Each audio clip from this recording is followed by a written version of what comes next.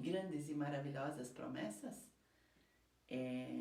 vou compartilhar com vocês, quero que vocês prestem muita atenção.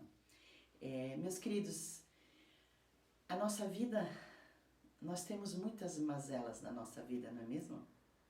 Ninguém escapa delas, pode ser pobre, rico, feio, bonito, novo, velho, todas têm.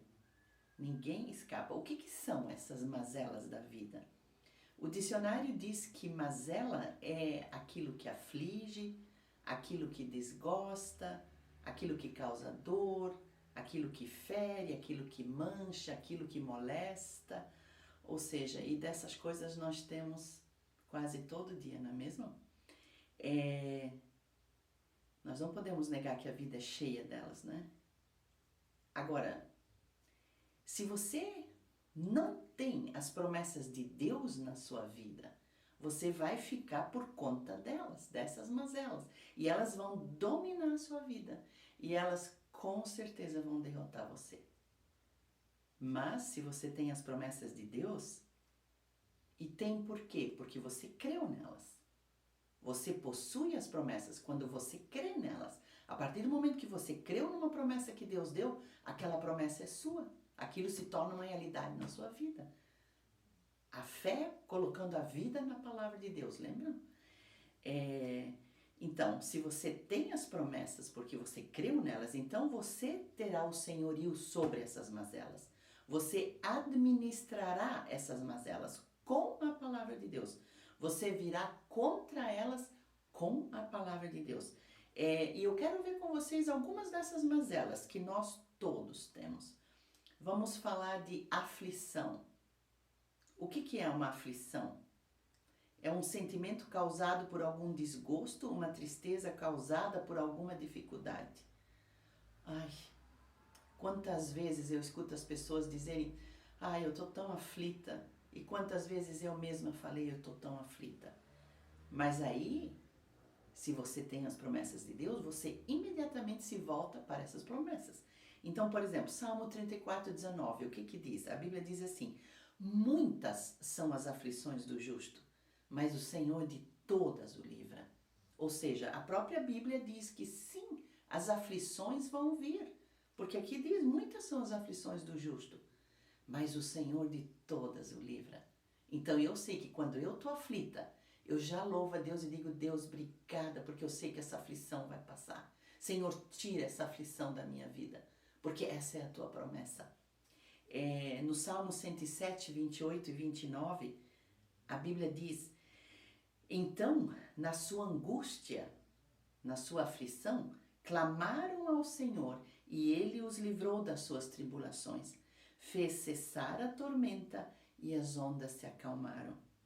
Em João 16:33, o Senhor Jesus, Ele diz, essas coisas eu vos tenho dito para que tenhais paz em mim. No mundo passais por aflições, mas tende bom ânimo, porque eu venci o mundo. Olha que coisa maravilhosa. O Senhor Jesus também está dizendo, vocês vão ter aflições, mas não desanimem, porque eu venci o mundo. E vocês vão ser livres dessas aflições. Que coisa maravilhosa. Uma outra mazela. Sentimento de abandono e solidão. Quantas pessoas hoje, mesmo cercadas de muitas outras pessoas, mesmo casadas, sentem abandono e solidão. Eu me lembro que uma vez uma moça, uma jovem, casada não muitos anos, ela falou para mim, que coisa incrível, mas mesmo dentro do casamento, a gente ainda pode se sentir sozinha muitas vezes. Claro, por quê? Porque não existe ser humano que vai preencher o teu interior. Ser humano vai vir e vai te dar alegria, mas não vai preencher aquele lugar lá dentro, aquele lugar que só o Senhor Jesus preenche, né? Então, sentimento de abandono e solidão. Olha bem o que a Bíblia diz em Isaías 41:10. Não temas, porque eu sou contigo.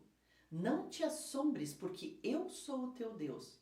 E eu te fortaleço e te ajudo. E eu te sustento com a minha destra, com a destra da minha justiça. Que coisa maravilhosa. Salmo 27:10.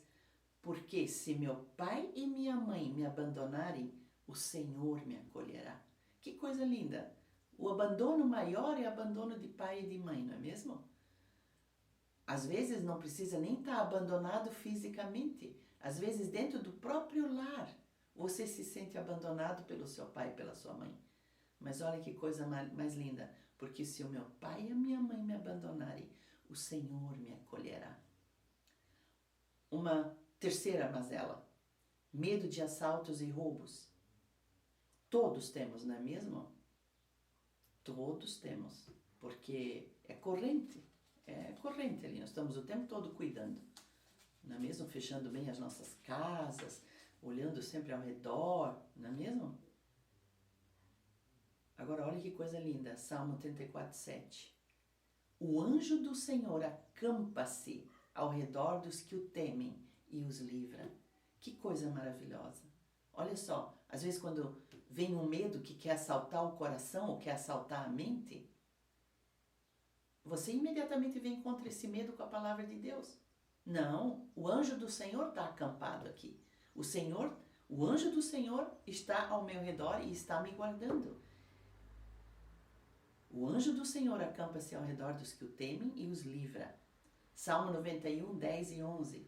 A Bíblia diz assim: mal nenhum te sucederá, nem praga alguma chegará à tua tenda, porque aos seus anjos dará ordens a teu respeito, para que te guardem em todos os teus caminhos. Olha que paz maravilhosa. Olha que paz maravilhosa que nós podemos ter quando confiamos no Senhor, naquilo que Ele falou. Porque o Senhor não mente. Lá em Jeremias a Bíblia diz, o Senhor Ele diz, porque eu velo a minha palavra para a cumprir. O Senhor, aquilo que Ele falou, Ele cumpre. Basta nós crermos, basta nós recebermos. 4, medo da morte. Não é mesmo? Todo mundo foge desse tema. Todo mundo foge desse tema. Eu sou professora de idiomas e eu tenho nas minhas apostilas uma lição sobre morte, funeral, sobre enterro e todas essas palavras que fazem parte desse momento triste. E é muito engraçado porque muitas vezes os alunos falam para mim: ai, teacher, vamos passar essa lição. Ai, não, eu não quero falar dessa lição. A gente está sempre fugindo desse tema. Mas, queridos, eu quero lhe dizer uma coisa que eu escutei há muitos anos atrás e que me marcou muito. A única certeza da vida é a morte. É a única certeza da vida, é a morte. Aliás, você começa a morrer no momento em que você nasce. Todos nós vamos morrer. Então, todos têm medo da morte. Ninguém quer morrer. Salmo 34, 12 e 14. Quem é o homem que ama a vida e quer longevidade, ou seja, longa vida, para ver o bem? Aparta-te do mal e pratica o que é bom. Procura a paz e empenha-te por alcançá-la. Olha só, Deus dá uma receita aqui. Tu queres viver uma vida longa? Então te aparta do mal, pratica o que é bom, procura a paz e te empenha por alcançá-la. Aí, se tu andar nos caminhos do Senhor, tens uma promessa de vida longa. Efésios 6, 2 a 3, a Bíblia diz: honra a teu pai e tua mãe, porque é o primeiro mandamento com promessa, para que te vá bem e tenhas longa vida sobre a terra. Mais uma receita para viver longa vida. Honra o teu pai e a tua mãe. Tu estás honrando o teu pai e a tua mãe. A Bíblia diz que Deus vai te dar longa vida. Que coisa incrível, maravilhosa. Provérbios 3, 13 e 16. A Bíblia diz assim: feliz o homem que acha sabedoria, o homem que adquire conhecimento. O alongar-se da vida está na sua mão direita e na sua esquerda riquezas e glória. O que é essa sabedoria? O que é esse conhecimento? Aqui, ó, palavra de Deus. conhecimento da Bíblia, o conhecimento da palavra de Deus, a sabedoria que a Bíblia ensina, também é outra promessa que tu vais ter vida longa. Salmo 91:16, Deus falando do filho dele, daquele que se refugia nele, diz assim: saciá-lo-ei com longevidade e lhe mostrarei a minha salvação. De novo fala, eu vou, satisfazer o meu filho com longa vida. E ainda vou lhe mostrar a minha salvação. Longevidade para ver o bem. Não é longevidade para ver o mal, para, sabe, viver uma vida de velhinho todo acabado, triste. Não, não. Deus, ele dá longevidade para ver o bem. Que coisa maravilhosa. Salmo 33:18-19. Eis que os olhos do Senhor estão sobre os que o temem, sobre os que esperam na sua misericórdia, para livrar-lhes a alma da morte e no tempo da fome conservar-lhes a vida. Olha que coisa mais linda. Mas para quem são essas promessas? Para aqueles que o temem, diz, para aqueles que esperam na sua misericórdia. Deus tem misericórdia de mim, livra a minha alma da morte. Salmo 103:4. É Ele quem da cova redime a tua vida e te coroa de graça e misericórdia. É Ele que nos livra da morte, Ele nos redime da cova, ou seja, Ele nos livra da morte. Quantas vezes que o diabo não tinha planejado para nos matar? Só no último dia da nossa vida é que nós vamos ver isso tudo, né? Quando aqueles livros lá no céu forem abertos, onde nossas vidas estão registradas, e Deus interferiu e não permitiu. Deus é maravilhoso. Quantos milagres, não é mesmo? Salmo 118:17. Não morrerei, antes viverei e contarei as obras do Senhor.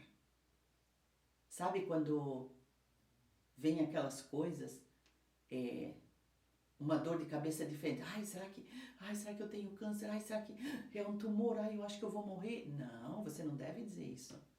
Você não deve aceitar os assaltos de medo, as dúvidas. Eu sempre digo assim, dúvida é fé em contrário. Você entende?